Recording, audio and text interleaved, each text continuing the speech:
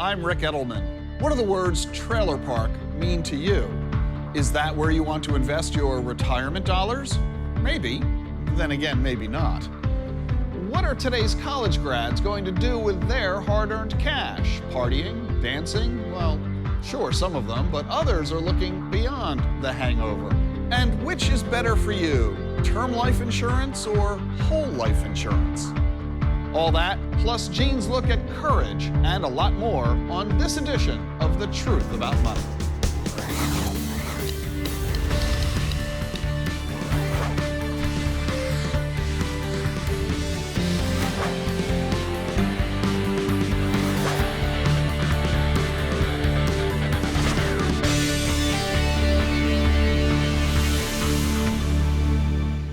This program is funded in part by TD Ameritrade. At TD Ameritrade, we support investors and independent registered investment advisors every day, providing access to tools, research, and educational resources that help you pursue your goals with confidence. I'm Ed Burns. I've spent a lot of time around cameras. However, I've never actually swallowed one before. Till now. It's a camera the size of a pill that lets your doctor see inside of you. That's kind of awesome. Technology is evolving. We believe the way to invest should evolve as well. A prospectus is available at 1-800-iShares, which includes investment objectives, risks, fees, expenses, and other information that you should read and consider carefully before investing. Investing involves risk, including possible loss of principal. I'm Ric Edelman, and the truth about money is that you need to invest where your money will do you the most good down the road. Does it matter if that road leads to a trailer park? Or does that road lead to a dead end? The answer is just dollars and cents.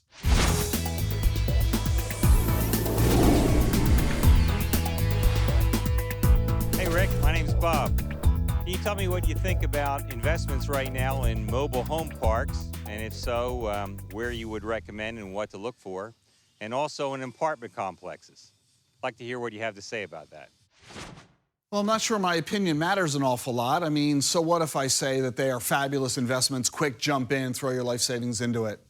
I'm sure you can find somebody else who would say the exact opposite of whatever it is I might choose to say.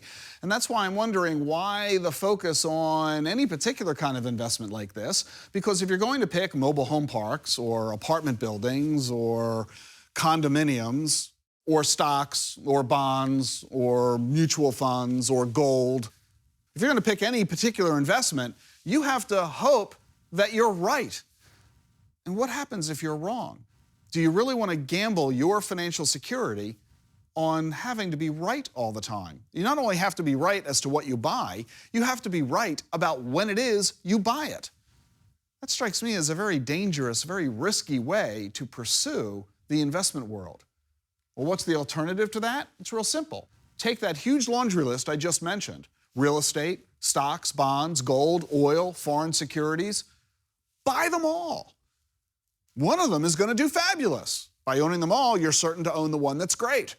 One of them is certain to do not so fabulous, but the ones that do great will compensate for the ones that don't do great. Your result, an average return that is going to be competitive and very likely able to help you achieve your goals. And the best part of this, you remain flexible, liquid, change your mind anytime. You put your life savings into a mobile home park. What happens if you try to get your money out? They tend to be illiquid investments. Tax laws may adversely impact you. So might a hurricane or tornado in that neck of the woods. It strikes me that you're going about the investment management strategy the wrong way. Instead of focusing on the investment, let's focus on you and your goals. From Oscar-winning movie stars to TV personalities, we recently asked just one question, Celebrity Edition. Is the love of money the root of all evil?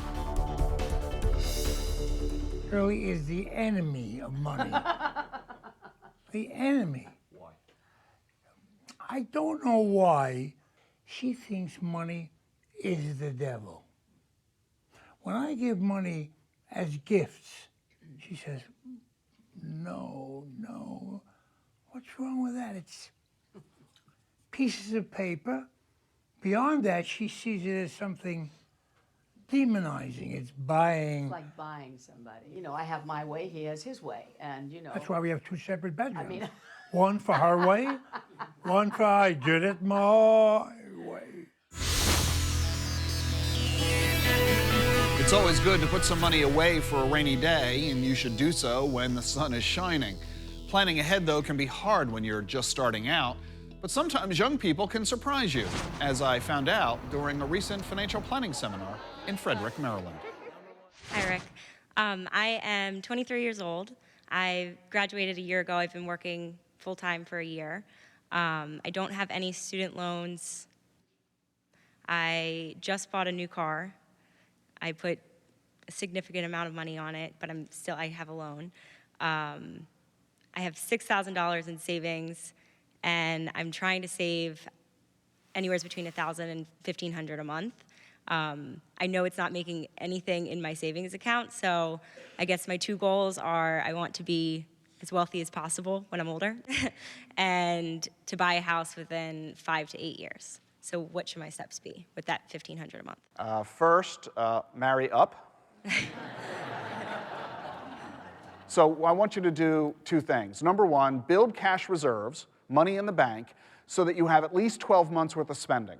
Not 12 months worth of income, but spending, because we don't always spend up to our incomes. So figure out how much money you typically spend on a monthly basis, and I mean stuff you really have to spend on. You might decide that cable TV, if you had to, you could throw that expense away. Magazine subscriptions, you could throw that away, and so on. But the car payment can't get thrown away. Your apartment rental, you can't throw that away, et cetera. So what is it you really spend monthly times 12, put that into cash reserves. Do you have that amount already saved in cash reserves? Well, I have half probably. Okay, then keep doing that. Okay. You've got a retirement plan where you work? I'm maximizing my 401k, and they Perfect. match 100%. Perfect. So you're already taking care of retirement. Second step, you don't have any debts, so that's gone. Third step, cash reserves, do that to the max. Now, once you build the cash reserves, you're ready to take the excess money, and after you start putting $1,000 a month into cash, that's done. Now you take the $1,000 a month and you throw that into a diversified portfolio. Okay. And we want to focus on two big things: buying a house and something else, whatnot. I'll call it retirement, but at 23, retirement, what the heck is retirement? So I'm just going to call it whatnot.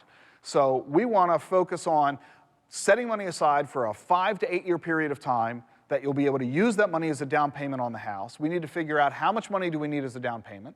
It's no more than 20% of the purchase price. And how best to save that money to create that cash in 5 to 8 years. And then the rest of the money goes into the whatnot account, which is a highly diversified portfolio filled with 18 asset classes on a global basis. You can do this really easily, really cheaply, using mutual funds and exchange-traded funds. You're focusing right now on the cash reserves. You keep doing what you're doing, and boy, the amount of money you're going to have when you're 33 and 43 and 53, I'm excited for you. Okay. So don't even take any of my savings and put it in a fund or anything right now. It's tempting, isn't it, to take some of the money that you know is in a bank right now, earning nothing, right? It's virtually zero, when you could be putting that money into investments that have the potential to earn a lot more. The reason I'm not arguing for that is what happens if you lose your job tomorrow? Right. What happens if this fabulous new car gets in a massive wreck and you've got a big deductible on your insurance and you need to come out of pocket thousands of dollars to deal with the repairs or replacement vehicle? Cash reserves is a rainy day fund. It's an emergency fund. It's designed for the what-ifs of life. So I know it's a hassle and annoying to have that money in cash reserves, and you're saying, what an opportunity lost by not investing it. Right. But my fear is that you invest the money into the stock market, you wreck the car as the market crashes. Okay, right. So it's the safer, prudent approach. Okay, and then my last question is, when I have extra money that I'm able to save right now, should I be paying more on my payment because I took a 6-year loan and I'm paying... What's the interest rate on the car? 3.49. No. Okay. No, leave the payment as is, let it ride, and keep the car at least as long as you have the loan. Okay. All right. Cool. Thank you. And here's another question from my seminar. Hi, Rick. My name's Chad. I work for a small business, and it's growing. It's growing really fast. These guys are my friends, everything. And basically, I'm on payroll, so I get taxes taken out. They don't have 401k at the moment. it's something that they're going to be looking into. I'm 31 years old. Just in 3 years, I've paid off $30,000 in debt. I'm debt-free. Awesome. Life is great. But I was just wondering, what other choices do I have, or what can I do just to, meanwhile, while, my bosses try to get 401k and Right. how all that works. Goes I without look saying. to one day owning this business. Okay. This is how it's all. Gotcha. This is what we've Well, talked it's very about, exciting. things like that. It's very exciting. You should continue focusing on what you're doing with the idea of obtaining ownership, equity in the business eventually. Your boss, the current owner of the business, may be worried that he can't start a 401k plan because it's too expensive, given the small size of his business. That is no longer true. It used to be true, but no longer. We can now show him how to create a 401k at very little cost. So little that there's no reason for him not to do it. That would not only enable you to start saving for retirement, it would start letting him do it as well. So definitely have him talk with someone who can help him create a retirement account for you and for him and the other few in the business. All right. Thank you. My pleasure.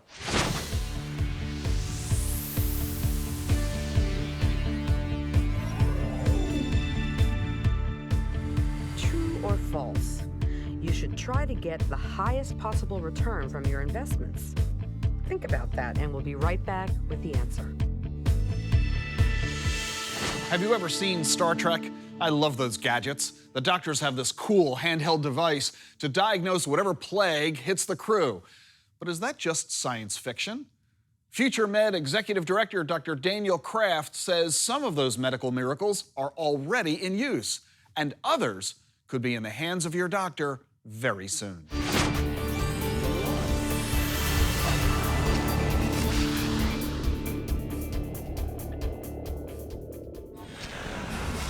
Tell me what excites you the most about digital healthcare today.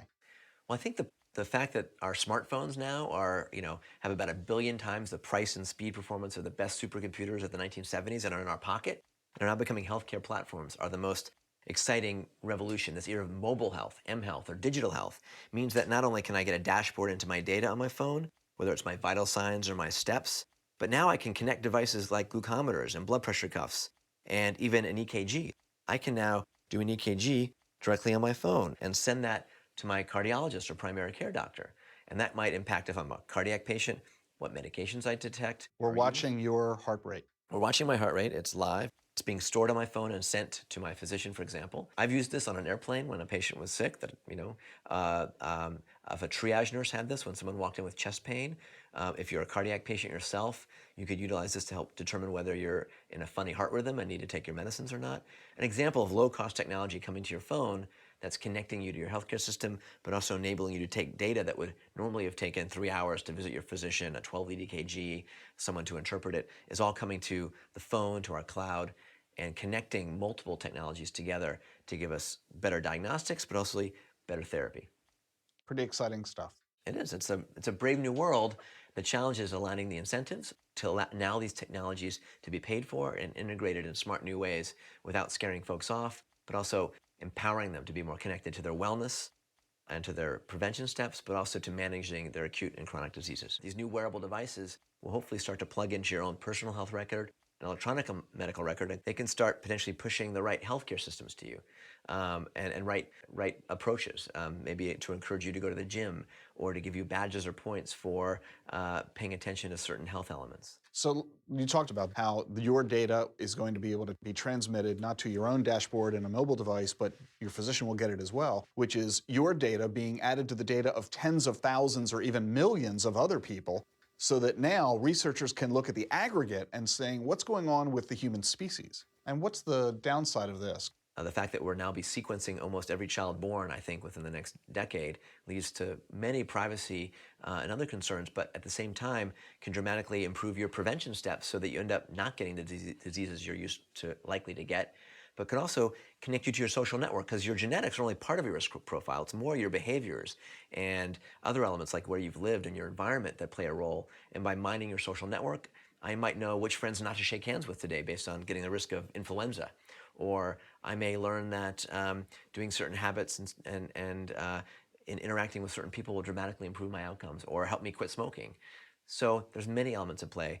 We do need to look at the dark side as well. Recognizing that we are moving into a vastly new era of healthcare and healthcare delivery systems, what advice do you have for folks? I'd say to embrace this new era of smart connected technology. Get a simple electronic pedometer, one that you can wear, and get insight into your behavior, into your activity, into your sleep, and share that with your friends and family and see how that tweaks your performance. Just the mindfulness of knowing I'm wearing this will make me take the stairs because I want to get those extra steps. Or if I'm taking photos of my food and sharing that with my social network, I might skip the cheeseburger and have the salad and brag about that. So try these things out. It might be a scale that connects and shows you your weight data. Having insight and dashboards that you can share with your friends and your physician can dramatically adopt things. You don't need to wait for another few years. It's here today.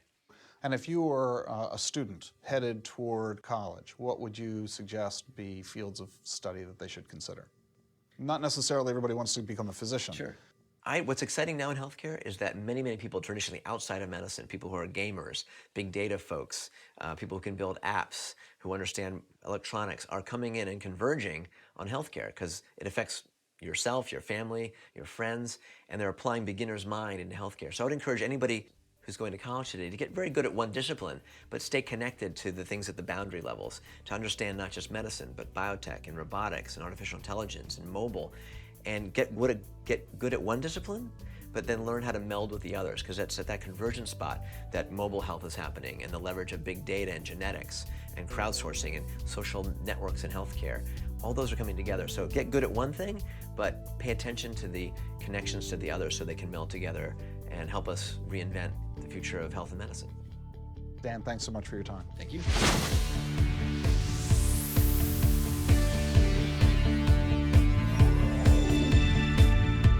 True or false? You should try to get the highest possible return on your investments. The answer is false. The highest returns usually are from investments with the highest risk. You should try to invest in a way that balances risk and return. Balancing risk and return is the key to protecting your financial future, but sometimes you also need to consider what will happen if you're not here to protect your family's financial future.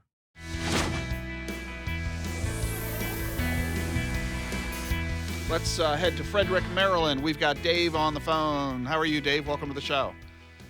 Thank you, Rick. Some years ago, I got an insurance policy. It's a term life insurance policy, but I have the ability within the next 5 years to convert it to a whole policy. And I just was wondering what you thought about that. Is that a good idea? What's the death benefit on the policy? $300,000. And you're married? No longer. But right now, it's still in my ex-wife's name because I've got some dependents. Okay. And how old are those dependents? The youngest is 16. Okay. And over the next 5 years, you said you have the option to convert this term policy to a whole life policy. What happens at the end of the 5-year period? I think that I lose the ability to switch it over. What happens to the term policy itself, though? Does it expire? No, the term policy goes until I die. I can keep paying like I have been. Is the policy a fixed premium between now and 5 years from now? Yes. And at the end of 5 years, the policy price will change? No, it'll stay the same until I die. No, it won't. Yeah. There's no way it will. Yeah. Because if it was, then it wouldn't be a term policy. The whole point of a term policy is that the premium price is only fixed for a certain term, a certain period of time. Yeah, what Dave most likely has is maybe a 20-year level term, which that's a long time, so it's going to be locked in for, say, 20 years.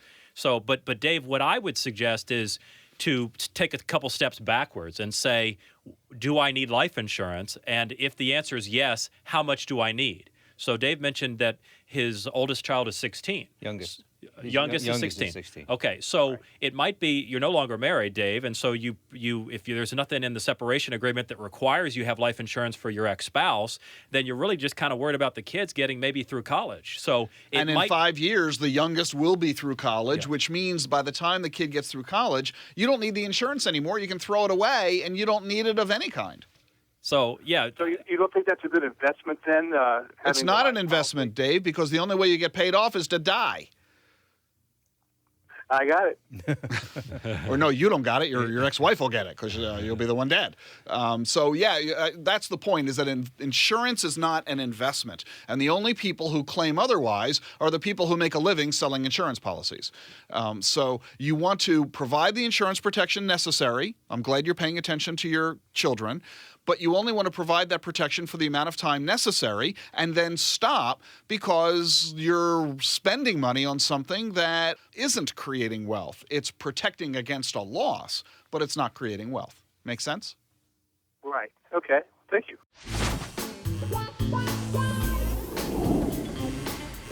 How can you profit from some of your worst financial mistakes? Simple. Just take the stage at the DC Improv. What's going on in the world financially? They're thinking of getting rid of the penny. They're talking about that again. What do you guys think? What do you think about that? You want to keep the penny or get rid of it? Keep it? Yeah, keep the penny. Get rid of the $100 bill.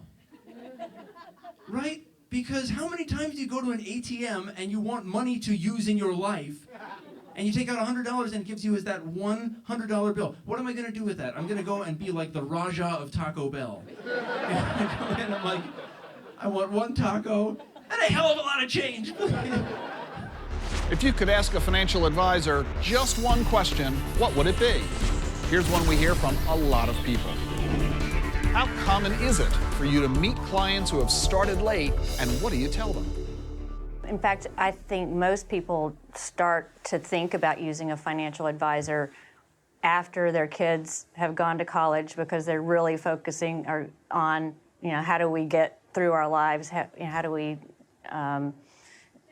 just make ends meet while we have all of these expenses? And then there comes a point where college is over and they've got all this extra cash flow and finally can start focusing on themselves. It's better to start saving earlier, but a lot of people come in late, and it's not too late to start. I'm going to tell you that you are where you are, and the best thing we can do is start today. And starting today is going to be better than starting in 5 years from now. The best thing you can do is do the best with what you have to put yourself in the best position possible in 5 years, 10 years, 15 years. And every time you wait, it just makes it that much harder, and your position is that much worse. Do you need to alter your lifestyle now? Do you need to alter your lifestyle in retirement? Do you need to work a little bit longer? Maybe we can't achieve that age 55 retirement. So it's really about becoming realistic about what retirement will look like for you. Stepping into the unknown, like saving for retirement when you're young, can be tough. It takes strength and courage. Courage is also what my wife and business partner Jean wants you to focus on in The Other Side of Money.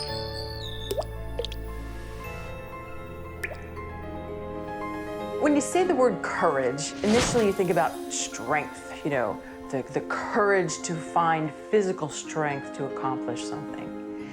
But what I want to talk about is moral courage.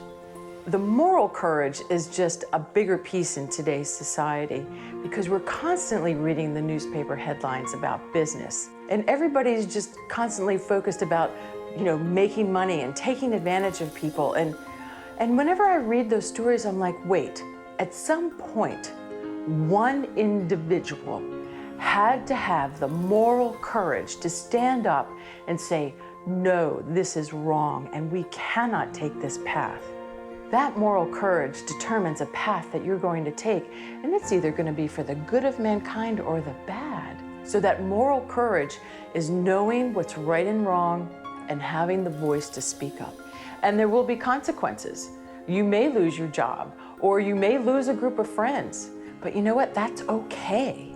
And having that great sense of self and having that great self-esteem, you're not going to worry about it. You're going to know that you're right, your correct path, your correct decisions.